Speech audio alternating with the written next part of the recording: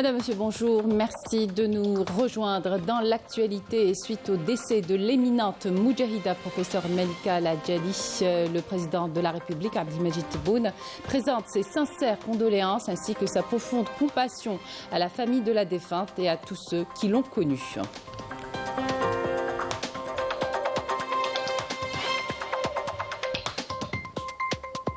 On revient ce matin sur le Conseil des ministres présidé hier par le président de la République, consacré à des dossiers et exposés se rapportant au secteur de l'agriculture et des ressources en eau, ainsi qu'aux conditions d'accueil de la communauté nationale établie à l'étranger durant la saison estivale.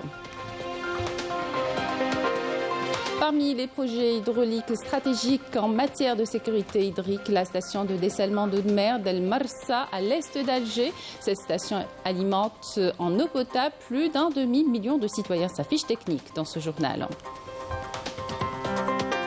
À l'étranger, les espoirs de paix s'amincissent mardi dans la bande de Gaza, dévastée par plus de 9 mois d'agression sioniste à l'heure où la catastrophe humanitaire s'aggrave à l'hôpital indonésien dans le nord du territoire qui accueille quotidiennement des dizaines de martyrs et de blessés. La délégation médicale algérienne poursuit sa mission humanitaire.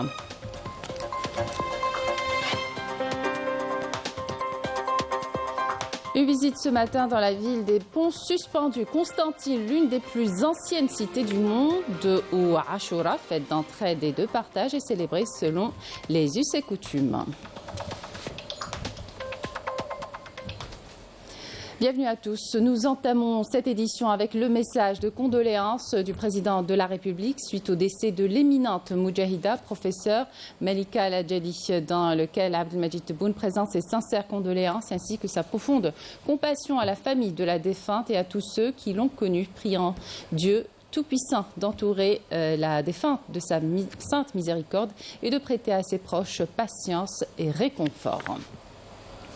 Je vous le disais en titre, on revient ce matin sur le Conseil des ministres présidé hier par le président de la République, Abdelmadjid Tebboune, consacré à des dossiers et exposés se rapportant au secteur de l'agriculture et des ressources en eau, ainsi qu'aux conditions d'accueil de la communauté nationale établie à l'étranger durant la saison estivale. Le président de la République a mis l'accent sur la nécessité d'accélérer la cadence pour le parachèvement de la réalisation des stations de dessalement et a ordonné d'exploiter ces grands projets en cours de réalisation pour intégrer les compétences algériennes, notamment les jeunes. Il a par ailleurs instruit le gouvernement de créer une grande entreprise chargée de superviser et de gérer toutes les stations réalisées le long de nos côtes. Concernant le plan national des graines oléagineuses, le président de la République a enjoint au ministre de l'Agriculture d'ouvrir la voie à la nouvelle génération d'ingénieurs agronomes et à travers les petites entreprises et les start-up afin de réaliser une véritable révolution nous conduisant à l'autosuffisance à travers justement la mise en place d'une stratégie nationale à très court terme dans 3 récoltes stratégiques, à savoir le maïs, l'orge et le blé dur, et de replacer la culture du maïs en tant que priorité. Par ailleurs, le président de la République a ordonné d'exiger des bénéficiaires des aides, des subventions de l'État, d'atteindre des objectifs précis en termes de récolte et a insisté sur le contrôle et le suivi des campagnes de moisson en veillant au respect des délais pour éviter la détérioration de la récolte. Concernant la mise en œuvre du programme d'urgence pour le renforcement de l'alimentation en eau potable, le président de la République a ordonné l'octroi des autorisations pour le forage depuis dans les régions confrontées à une pénurie de ressources hydriques.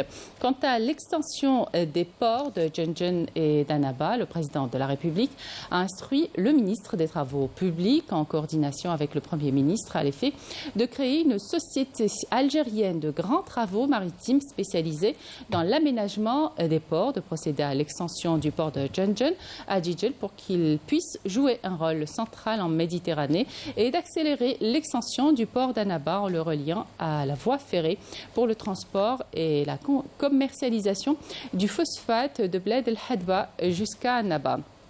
Enfin, le président de la République a ordonné au gouvernement de prendre toutes les mesures nécessaires pour accorder davantage de facilité aux enfants de notre communauté, d'autant que nous sommes en saison estivale. Parmi les projets hydriques stratégiques en matière de sécurité hydrique, la station de dessalement d'eau de mer d'El Marsa à l'est d'Alger. Cette station alimente en eau potable plus d'un demi-million de citoyens. Elle fonctionne selon un système entièrement automatisé avec des compétences nationales qui assurent sa maintenance périodique. Ikram Qadi, Amel Borba. Située à l'est de la capitale, la station de dessalement d'eau de mer d'El Marsa dispose d'une capacité de près de 60 000 mètres cubes d'eau potable par jour. Réalisée dans un délai de 11 mois, cette station emploie une quinzaine d'ingénieurs dans différentes spécialités qui veillent à son bon fonctionnement et à sa maintenance périodique. La station de dessalement d'eau de mer d'El Marsa à l'est de la capitale s'inscrit dans le cadre du programme d'urgence mis en œuvre par les hautes autorités du pays en 2021. Cette station assure l'eau potable pour 600 000 citoyens par jour. Utilisant la technique de l'osmose inversée, elle est dotée des dernières technologies. Le système est entièrement automatisé.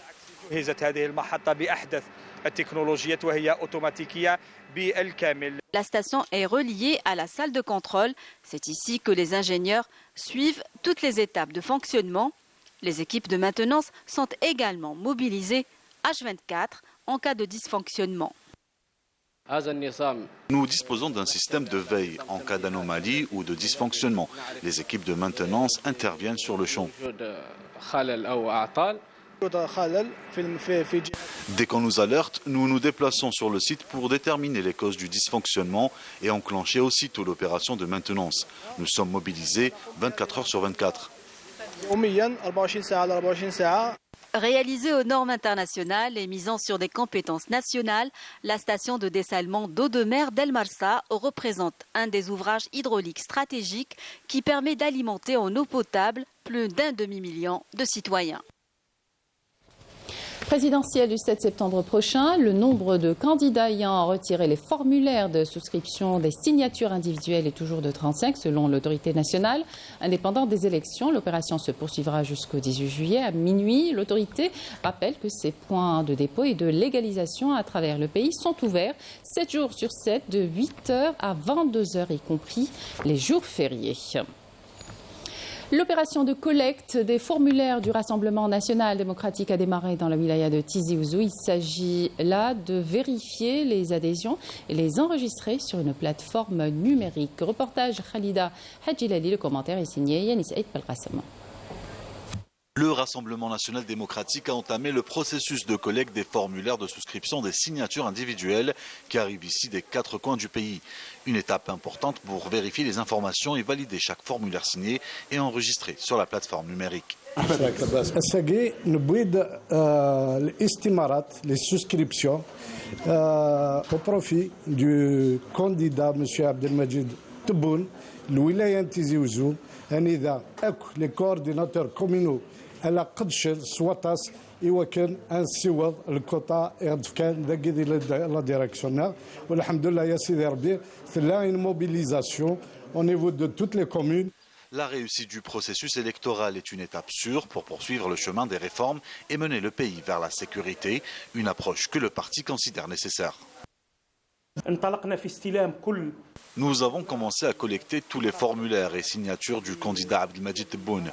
Sur le plan national, nous attendons l'arrivée des signatures d'environ 6 000 élus et un total d'environ 50 000 citoyens. La nouveauté pour nos citoyens est l'introduction d'une plateforme numérique, une base de données en ligne permettant une interaction directe et instantanée avec la campagne du candidat. Chaque information est enregistrée en temps réel. Toutes les dispositions matérielles et humaines ont été prises depuis la convocation du corps électoral, y compris la création de plusieurs cellules au niveau des différentes communes des 58 wilayas du pays et leur annexe administrative.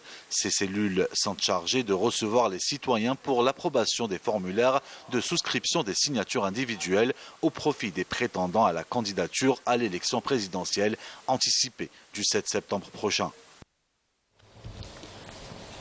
L'importance des prochaines échéances électorales abordées au consulat général d'Algérie à Naples, des membres de la communauté installée en Italie étaient réunis à l'occasion des festivités du 62e anniversaire de l'indépendance, une ambiance de fête et de recueillement à la mémoire des Chouhada.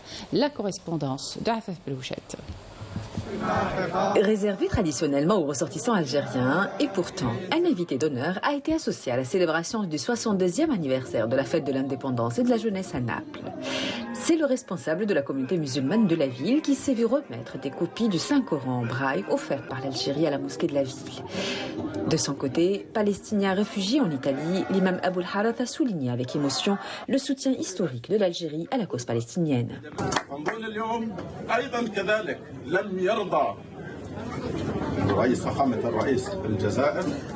Le président algérien n'a eu de cesse de condamner les massacres et le génocide que subit le peuple palestinien.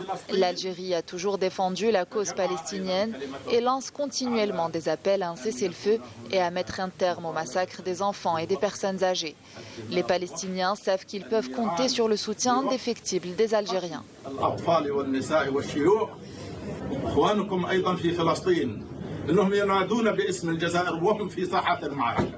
Une cérémonie également conçue pour toucher les plus jeunes, rarement associés aux cérémonies protocolaires. La célébration de la fête nationale de l'indépendance a été l'occasion d'organiser des jeux ludiques au profit des enfants, mais aussi des compétitions pour les petits et les grands. Et c'est une première pour ces ressortissants qui profitent depuis moins de 2 ans des services consulaires dans la ville. Le personnel du consulat de Naples fournit de grands efforts pour garantir aux ressortissants algériens toutes les facilitations nécessaires.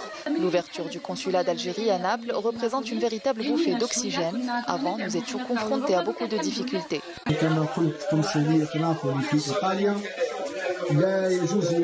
En tant que membre de la communauté algérienne établie à l'étranger, nous ne pouvons que saluer l'amélioration notable des services consulaires.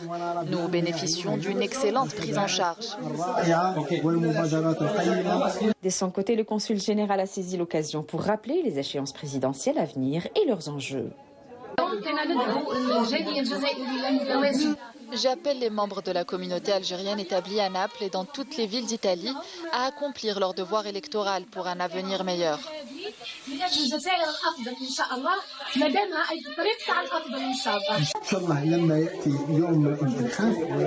Le jour du scrutin, nous devons nous rendre en grand nombre au bureau de vote afin d'élire le candidat de notre choix. C'est un devoir et vive l'Algérie.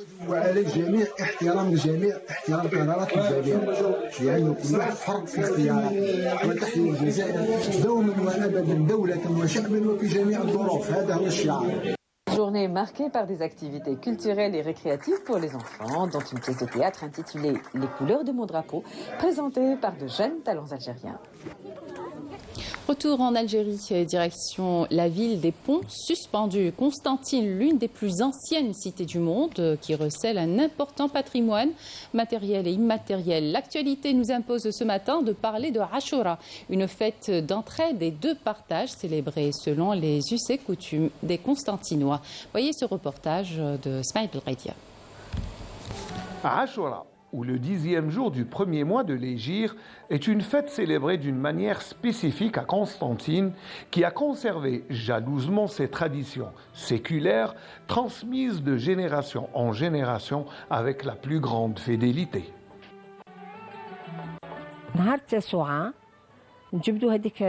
viande séchée qu'on a conservée, djemba ou demba, نحطهم في الملح والملح. On fait du couscous au lait نعمة بالحليب والغدوة عاشوراء نديرو سوا تسريدة سوا تشخشوخة بالذبيحة سوا نذبحو كبش سوا دندة سوا دجاجة parce qu'il y a une vieille tradition, un vieux dicton qui dit مذبوح للغيد ولا العاشوراء نديرو العشاء تاع التشخشوخة ولا التريدة ولا الشواط.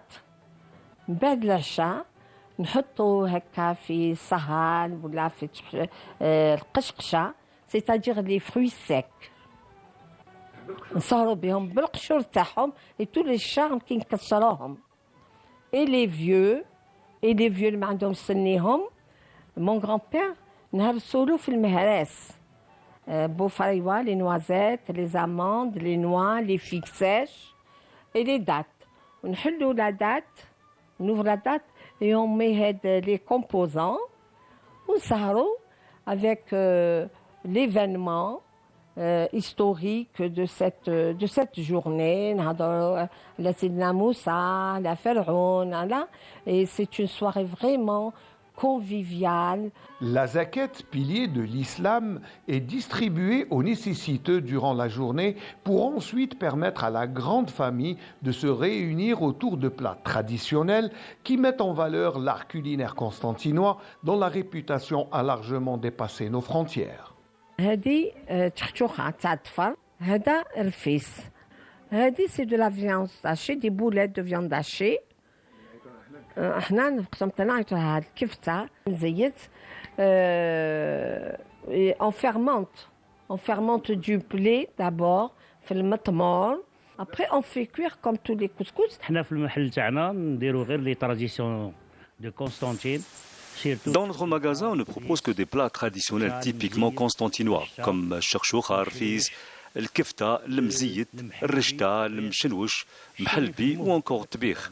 Il y a d'ailleurs beaucoup de touristes qui raffolent de nos plats traditionnels que ma femme cuisine avec amour. والطياب هذا اللي قاعدين تشوفوا فيه هي المرأة تاعي اللي طيب فيه.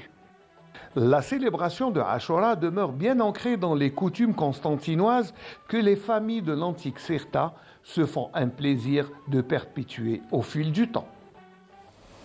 Poursuite de l'université d'été des cadres du Front Polisario et de la République arabe sahraoui démocratique organisée à la faculté de droit et des sciences politiques Mohamed Bougra de l'université de Boumerdès. L'événement est organisé par le comité national algérien en solidarité avec le peuple sahraoui en coopération avec l'ambassade de la race en Algérie et se poursuivra jusqu'au 23 juillet. L'actualité à l'étranger, les espoirs de paix s'amincissent ce mardi dans la bande de Gaza dévastée par plus de 9 mois d'agression sunniste à l'heure où la catastrophe humanitaire s'aggrave. Alerte des ONG, le secrétaire général des Nations Unies, Antonio Guterres, a souligné qu'il n'y avait pas d'endroit sûr à Gaza et que le territoire est considéré comme une zone de mort potentielle. À l'aube ce matin, 4 corps et 3 blessés ont été retirés des décombres d'une maison visée par une frappe aérienne sioniste à Khan Younes, selon le Croissant Rouge palestinien, qui a fait état également d'un mort et de plusieurs blessés dans une maison de Nusayrat ciblée par un avion sioniste. Les services ambulanciers ont rapporté avoir trouvé un mort et 2 blessés dans un appartement ciblé. La défense civile du territoire palestinien a rapporté qu'une frappe sioniste sur une maison à Zawaïda a fait 2 morts et plusieurs blessés. Toujours en Palestine occupée, depuis plus de 10 jours consécutifs, l'équipe médicale algérienne mène des opérations chirurgicales sur des blessés palestiniens dans le nord de la bande de Gaza. Ils ont réussi à sauver des centaines de blessés touchés par des bombardements et les missiles sionistes. Notre correspondant à Gaza, Wissam Abouzaïd, commentaire. Majda Jahmouna. Pendant plus de 10 jours consécutifs, l'équipe médicale algérienne mène des opérations chirurgicales pour sauver des centaines de vies dans le nord de la bande de Gaza. Ces images poignantes montrent ces médecins dépassés par le flux de blessés et qui réussissent malgré tout à sauver des vies humaines. Qu'est-ce qu'il y a de nouveau à dire? La situation est plus que difficile au niveau du service des urgences et dont les blocs opératoires. L'armée sioniste bombarde tout le temps les quartiers. Nous recevons un très grand nombre de blessés et ce depuis l'aube. Plusieurs enfants sont tombés en martyrs. La présence de l'équipe médicale algérienne pour soigner les blessés dans les hôpitaux de Gaza a contribué à alléger la pression sur les professionnels de santé palestiniens. Ces derniers travaillent dans des conditions déplorables. Les hôpitaux, pour la plupart, sont hors service. Nous prenons en charge les cas d'extrême urgence en premier lieu, mais dans des conditions critiques. Nous n'avons pas d'électricité et les températures sont élevées dans les salles d'opération. Nous souffrons du manque de matériel aussi. Nos équipes sont épuisées. Malgré tout, nous continuons à relever le défi en accomplissant notre mission. Mais l'heure est grave, très grave même.